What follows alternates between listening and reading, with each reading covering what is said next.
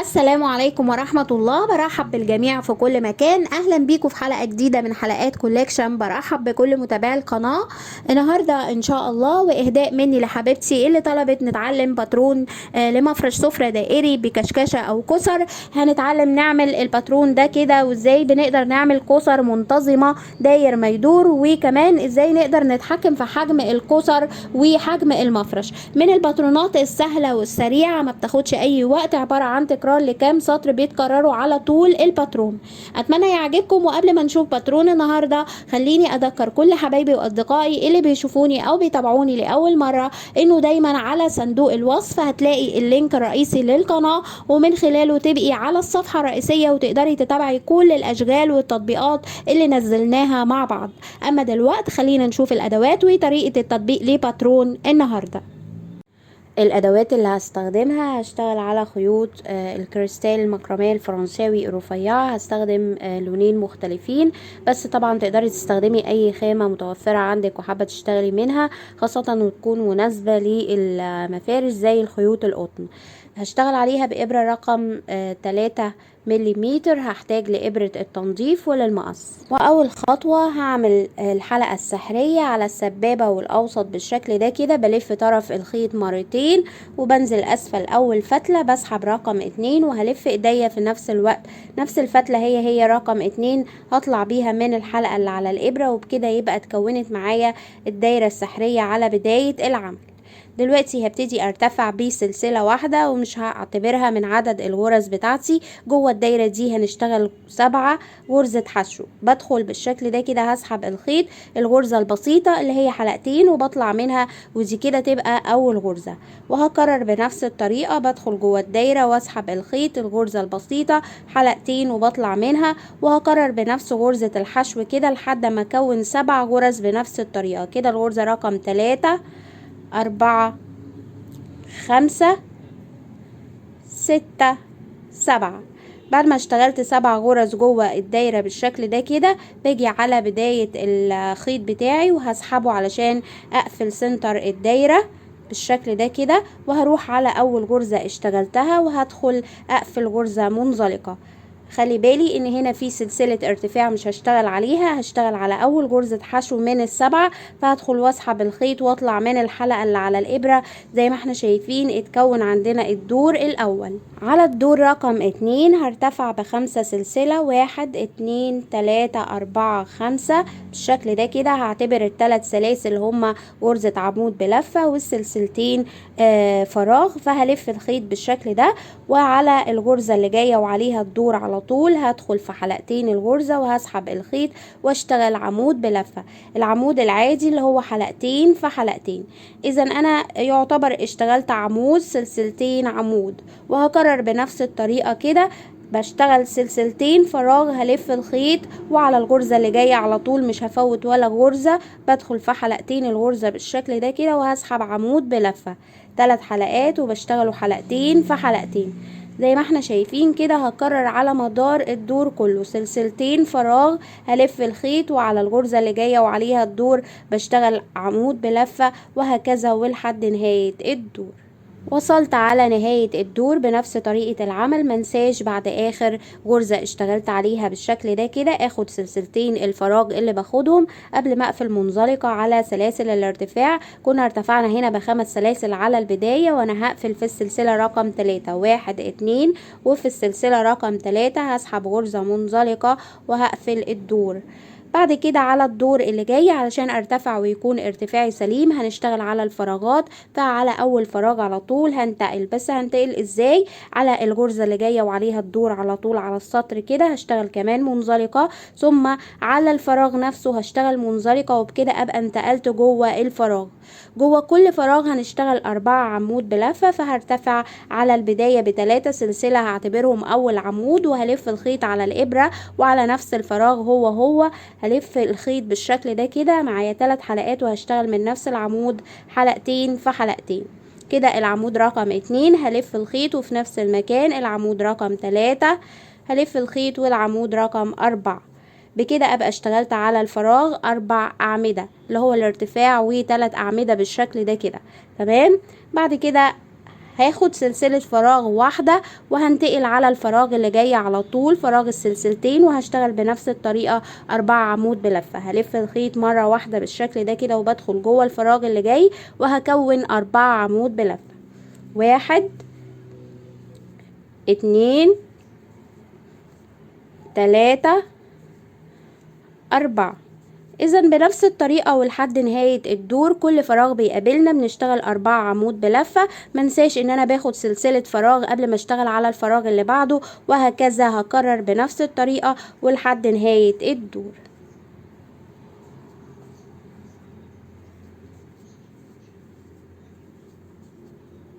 وصلت على النهاية بنفس الطريقة واشتغلت على اخر فراغ. يفترض ان احنا بنشتغل على كل فراغ 4 عمود بلفة. انا على الفراغ الاخير اشتغلت 3 وبس بالشكل ده كده. العمود الرابع ما بنشتغلهوش جوه الفراغ، هنشتغله على الغرزة اللي جاية وعليها الدور بالشكل ده كده. فعلى الغرزة فوق الغرزة كده، وهسحب اخر عمود للمجموعة الاخيرة اللي هي الاربع اعمدة بالشكل ده. يبقى انا اشتغلت برضو على اخر فراغ 4 اعمدة، لكن اشتغلت 3 جوه والعمود الاخير على الغرزة الاخيرة بالشكل ده كده. وهاخد سلسلة الفراغ اللي باخدها وهروح على سلاسل الارتفاع اللي في البداية اللي هم يعتبروا معايا اول عمود بدأت بيه الدور، وعلى سلسلتين الغرزة بالشكل ده كده، وهسحب غرزة منزلقة وانهي الراوند. على الدور اللي جاي هنشتغل ازاي؟ هنرتفع بيه 3 سلسلة من مكان المنزلقة على طول.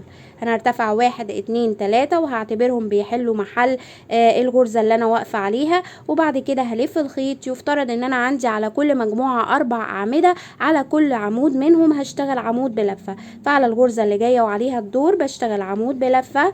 تمام، يبقى كده اشتغلت على العمود رقم 2. هلف الخيط العمود اللي جاي يبقى رقم 3. هلف الخيط العمود اللي جاي رقم 4، يعني انا اشتغلت على الاربع اعمدة اللي كنت بشتغلهم فوق كل غرزة غرزة عمود واحدة. تمام، بيقابلني بقى فراغ الغرزة السلسلة اللي كنت باخدها ما بين كل مجموعة والتانية، ودي هنشتغل عليها تزايد بغرزتين في المكان الواحد. فهلف الخيط بشتغل من نفس العمود وهخش في فراغ السلسلة كده وهسحب عمود بلفة، ثم هلف الخيط مرة تانية وعلى نفس الفراغ هو هسحب كمان غرزة عمود بلفة. يبقى انا جوه الفراغ ده اشتغلت غرزتين على المكان الواحد، وهكرر بنفس الطريقة لحد ما اوصل للنهاية. كل مجموعة بتقابلني بنشتغل على الاربع اعمدة، ثم على الفراغ السلسلة بنشتغل عمودين. فهلف الخيط الغرزة اللي جاية وعليها الدور ادي 1، الغرزة اللي بعدها 2، الغرزة اللي بعدها 3، الغرزة اللي بعدها 4. كده اشتغلت على المجموعة اللي عندي بالشكل ده كده. وعلى الفراغ بقى هشتغل غرزتين في المكان الواحد. التزايد بتاعي ادي 1 وفي نفس المكان 2، وهكرر بقى لحد نهاية الدور. وصلنا على النهاية واشتغلت على اخر 4 اعمدة اللي هم المجموعة الاخيرة. ومنساش اشتغل على الفراغ اللي قبل المنزلقة على طول. بشتغل التزايد بتاعي بشكل طبيعي، هشتغل عمودين ادي 1 وفي نفس المكان 2، وبكده ابقى وصلت على نهاية الدور بشكل مظبوط وسليم. وهاجي على سلاسل الارتفاع اللي في البداية على السلسلة الثالثة بالشكل ده، وهسحب غرزة منزلقة وانهي الراوند. وهنا كده على السطر رقم 5 لاننا هنغير اللون، يبقى الافضل ان احنا نشتغل المنزلقة اللي قفلنا بيها الدور كده باللون الجديد. فعلى المنزلقة برضو في نفس المكان كده، وهسحب لون مختلف بالشكل ده كده واقفل الدور. بعد كده هرتفع على الدور رقم 5 بسلسلة واحدة، ومش هعتبرها بتحل محل اول غرزة، لا هشتغل على نفس الغرزة هي هدخل بالشكل ده كده واسحب الخيط واشتغل من الغرزة البسيطة اللي هي حلقتين وبطلع منها. ثم هكرر مرة تانية على كل غرزة هتقابلنا هنشتغل غرزة حشو واحدة. فعلى الغرزة اللي جاية وعليها الدور بدخل في حلقتين الغرزة، وممكن اطراف الخيط دي اخدها معايا على الدور بالشكل ده كده تختفي بالمرة، وهسحب الخيط واشتغل من نفس الغرزة البسيطة حلقتين وبطلع منها. وهكرر بنفس الطريقة كده على الغرزة اللي جاية وعليها الدور. وكل الدور ده يعتبر غرز ثابتة. على كل غرزة بتقابلنا بنشتغل غرزة واحدة بالشكل ده كده من نفس الغرزة غرزة الحشو لحد ما نوصل على نهاية الدور. وصلنا على النهاية زي ما احنا شايفين. بعد اخر غرزة بالشكل ده كده هاجي على اول غرزة اشتغلتها من غرز الحشو وهدخل اشتغل غرزة منزلقة، وبكده ابقى نهيت الدور. الدور رقم 6 هيبقى تكرار لنفس الدور بنفس الطريقة، فهرتفع سلسلة واحدة. يفترض ان انا هشتغل غرزة حشو فوق كل غرزة بدءا من الغرزة الاولى. الارتفاع مش بحسبه، فهدخل بالشكل ده كده على نفس الغرزة واشتغل من نفس الغرزة البسيطة، وهنا كده على كل غرزة بتقابلني برجع اشتغل غرزة حشو واحدة، وهكرر كده لحد نهاية الدور.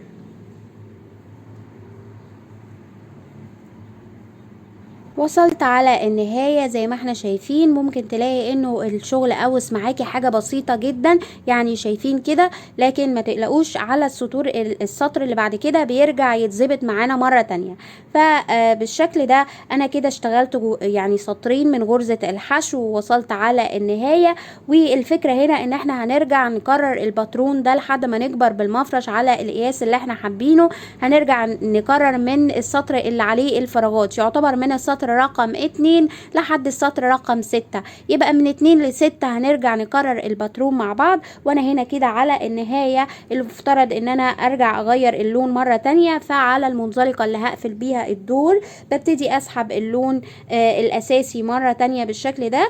وطبعا لو هتشتغلي من لون واحد يبقى هتكملي السطور على طول، مش هتحتاجي للخطوة دي. فانا هنا كده خلاص مش محتاجة الخيط العسلي، هفصله بالشكل ده كده وابتدي اشتغل من اللون الاساسي مرة تانية. فهرتفع على البداية ب5 سلسلة، 1 2 3 4 5. هعتبر ال3 دول عمود بلفة والسلسلتين فراغ، يبقى احنا هنشتغل من نفس السطر رقم 2. فهلف الخيط بالشكل ده كده وابتدي ان انا المرات دي هفوت غرزة واشتغل على اللي بعدها.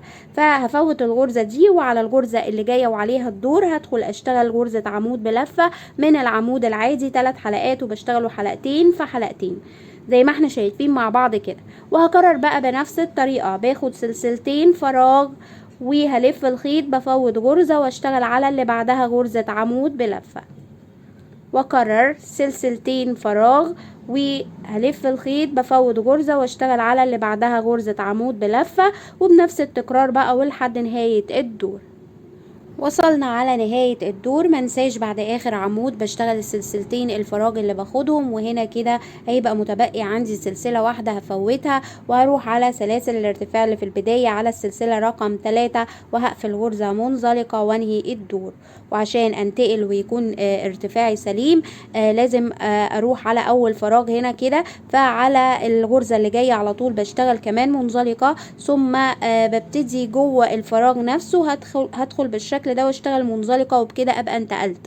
فهرتفع على البداية ب3 سلسلة، 1 2 3، ودول هعتبرهم اول عمود. كنا بنشتغل على كل فراغ 4 غرزة عمود بلفة، فكده اول عمود. فهلف الخيط وعلى نفس الفراغ هكون كمان 3 عمود بلفة. ادي العمود رقم 2 3 4، يعني 3 أعمدة مع الارتفاع، وبكده ابقى اشتغلت جوه الفراغ الواحد 4 أعمدة. باخد سلسلة فراغ بالشكل ده كده وهروح على الفراغ اللي جاي على طول واشتغل بنفس الطريقة من نفس المجموعة. بشتغل 4 غرزة عمود بلفة. كده العمود الأول، التاني، العمود التالت، والعمود الرابع والأخير. وبنفس التكرار زي ما احنا شايفين هكرر بقى سلسلة فراغ وانتقل على الفراغ اللي جاي على طول واكون المجموعة بتاعتي 4 أعمدة في نفس المكان، وبنفس التكرار كده ولحد النهاية.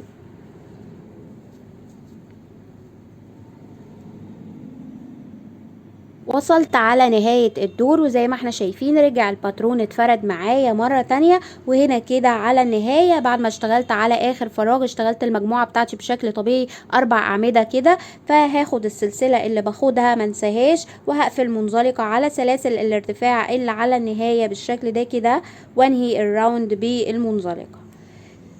على الدور اللي جاي هنبتدي نشتغل الدور اللي كان فيه أعمدة داير ما يدور كده. فهعمل ايه؟ بشتغل على المجموعة بتاعتي كل عمود منهم بشتغل عمود واحد، وعلى الفراغ اللي بيقابلنا بنعمل تزايد بغرزتين في المكان الواحد.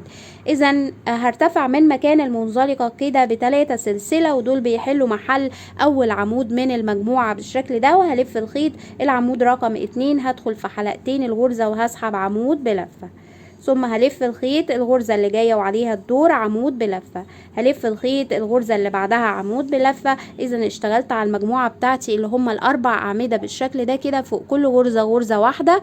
ولما بيقابلني فراغ، السلسلة اللي كنت باخدها ما بين المجاميع دي بشتغل عليها عمودين في المكان الواحد، ادي 1 وفي نفس المكان 2. يبقى اذا بنفس الطريقة كده هلف بالدور كله، على كل غرزة بتقابلني من المجموعة اللي هم ال4 أعمدة هشتغل عمود بلفة، وعلى سلسلة الفراغ بشتغل غرزتين في المكان الواحد، نفس الدور كده وهلف بيه ولحد النهاية. وزي ما احنا وصلت على نهاية الدور، وزي ما احنا شايفين اشتغلت على اخر 4 أعمدة، ومنساش على اخر فراغ اشتغل التزايد بتاعي بغرزتين في المكان الواحد، ادي 1 وفي نفس المكان 2، وبكده ابقى وصلت لنهاية الدور. زي ما احنا شايفين على الدور ده كده ممكن تحسي انه السطر فيه تزايد، لكن بيرجع يظبط معانا. وعلى سطر غرزة الحشو بتحسي ان فيه تجويف، وسواء ده او ده بيرجع يظبط طالما محافظين على تسلسل السطور بنفس الطريقة.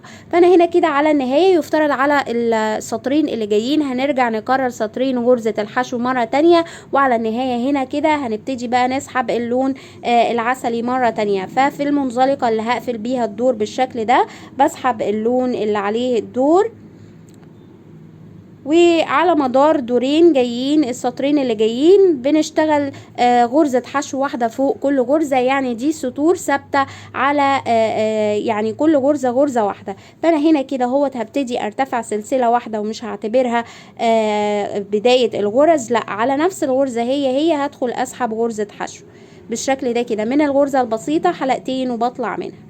ثم ممكن اخد اطراف الخيط دي تختفي معايا بالمرة، وعلى كل غرزة بقى بتقابلني بشتغل بنفس الطريقة غرزة حشو واحدة لكل غرزة على الدور ولحد النهاية.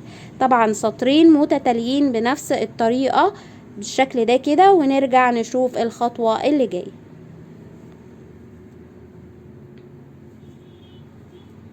شايفين انا ارتفعت كده بالسطرين من غرزة الحشو، بكده نبقى كررنا الباترون للمرة التانية. وهكذا بقى تقدري ترتفعي لقطر الدايرة اللي انت محتاجاه، يعني بتكرري نفس السطور كده بنفس الطريقة وبنفس التسلسل. بصوا معايا انا كررت للمرة الثالثة من نفس الباترون. حابة اقول لكم ملحوظة بس، لما بنوصل للسطر اللي فيه المجاميع شايفين بنشتغل على كل فراغ 4 عمود بلفة وسلسلة فراغ، ويفترض على السطر اللي جاي هنبتدي نشتغل على كل غرزة من المجموعة، وبعد كده في الفراغ بنعمل التزايد. لما بنكبر بالباترون ويبقى وسع معانا ممكن قوي ان احنا يعني ما نعملش اي تزايد. فبنشتغل السطر ازاي؟ هنرتفع على البداية عادي ب3 سلسلة، ودول بيحلوا محل اول عمود من المجموعة، وبعد كده بلف الخيط الغرزة اللي جاية وعليها الدور هشتغل عمود بلفة، اللي بعدها عمود بلفة، واللي بعدها عمود بلفة. يبقى انا كده اشتغلت على المجموعة بتاعتي اللي هما ال4 غرز. كنت بعمل ايه في سلسلة الفراغ؟ هنا كنت بعمل التزايد بتاعي بغرزتين في المكان الواحد، فكنت بشتغل 1 2. لكن انا ممكن لما اوسع بالباترون ويبقى كبر معايا ممكن يعني استغنى خالص عن التزايد اللي بعمله هنا كده، وكل اللي انا هعمله ابتدي امشي بالمجموعة عادي خالص على الباترون. فعلى ال4 اعمدة اشتغلت بالشكل ده كده، وعلى طول هنتقل على المجموعة اللي بعدها بدون ما اشتغل على سلسلة الفراغ. فعلى اول عمود من المجموعة اللي جاية وابتدي اكون ال4 اعمدة مرة تانية. ادي العمود رقم 2، العمود رقم 3، العمود رقم 4، وهكذا اكرر بقى بدون اي تزايد. على الفراغ اللي جاي مش هشتغل، فهشتغل على المجموعة على طول. هشتغل على العمود الاول، العمود الثاني، العمود الثالث، والعمود الرابع والاخير، وهكذا بقى بنفس التكرار. زي ما احنا شايفين انا هنا انتهيت من تكرار المجموعة للمرة الثالثة، ومش هرتفع اكتر من كده. بشتغل معاكم نموذج صغير لمجرد شرح الباترون، لكن هنا الفكرة انك تقدري ترتفعي من نفس التكرار كده بنفس الطريقة لحد قطر المساحة اللي انت حباها على المفرش. فلو بنشتغل ترابيزة او سفرة مدورة بتفضلي ترتفعي بالسطور. كمان زي ما احنا شايفين بعد المجموعة رقم 3 على طول بيبتدي يظهر معايا الكسر كده داير ما يدور. وحجم الكسرة احنا نقدر نتحكم فيه من خلال التزايد. انا فعلا بطلت تزايد على المجموعة رقم 3، وده عشان كده اداني كسر صغيرة بالشكل ده كده. لكن طبعا مش لازم تلتزمي، انت بترتفعي لحد حجم الكسرة المناسب بالتزايد. يعني بنفضل نتزايد لحد ما نوصل لحجم الكسرة المناسب، وبعد كده بنتوقف ونكمل باقي قطر المفرش بدون اي تزايد. اذا ممكن انا هنا بطلت التزايد على المجموعة رقم 3، لكن انت ممكن تبطليها على رقم 6 رقم 7 رقم 8 حسب حجم الكسرة وشكل الكسرات على المساحة اللي اشتغلتيها. فانا هنا كده خلاص يفترض بعد ما بنوصل للمساحة اللي احنا حابينها كده بنيجي على النهاية، وبدل ما نرتفع بسطرين غرزة الحشو تمام بنرتفع باكتر شوية. انا هنا ارتفعت ب4 سطور اللي هي غرزة حشو واحدة فوق كل غرزة، بدل ما كنا بنشتغلها سطرين اشتغلتها 4 على النهاية عشان يكون ده نهاية الكنار بتاعي. بس مش لازم كمان تلتزمي، ممكن على النهاية تشتغلي اكتر او اقل حسب شكل الكنار اللي انت حباه والعرض بتاعه. فانا هنا كده اشتغلت 4 سطور وخلاص هتوقف، مش هشتغل اكتر من كده، هبتدي انهي الشغل بتاعي. وهنا كده على النهاية بعد ما قفلنا منزلقة بشكل طبيعي خلاص هاخد سلسلة تأمين وهرفع الخيط وهقص. في المرحلة دي اي زوائد خيط موجودة معايا ببتدي الضمها على ابرة التنظيف وعلى خلفية المفرش بالشكل ده كده. بدخل اسفل الغرز بتاعتي، ولو اشتغلت من الوان مختلفة يبقى الافضل ان انا بخفي كل لون في اللون اللي زيه.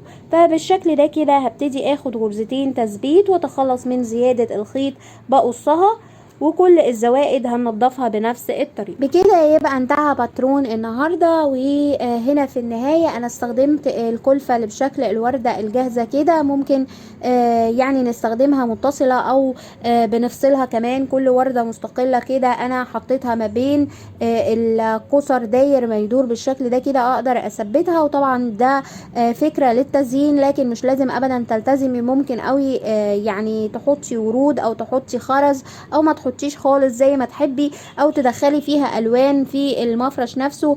يعني يبقى التزيين حسب ذوقك ورغبتك وزي ما بتحبي او زي ما بتفضلي. اتمنى يكون باترون النهارده عجبكم، ويا ريت كل اللي استفاد ما ينساش يعمل لي لايك. اذا بتتابعوني او بتشوفوني لاول مره وحابين تكونوا معايا على القناه ما تنسوش تعملوا لي سبسكرايب او اشتراك علشان تشوفوا كل جديدي على قناه كولكشن، وفعلوا اشاره الجرس يوصلكم كل جديد. اشوفكم على خير، والسلام عليكم ورحمة الله وبركاته.